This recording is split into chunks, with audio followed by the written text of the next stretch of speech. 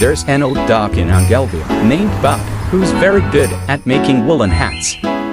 Legend has it that wearing a beautiful hat in Angelville will attract the angels. Welcome to Buck's hat. Which one to use? Wow, this one! Hey, don't touch it! Sorry, Mr. Buck. I want to Even make the so, warmest hat in the don't world touch for it. Master. I'm just afraid she'll leave me. Susie. Wait!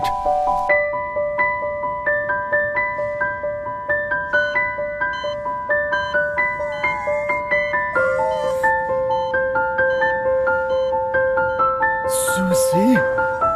Buck,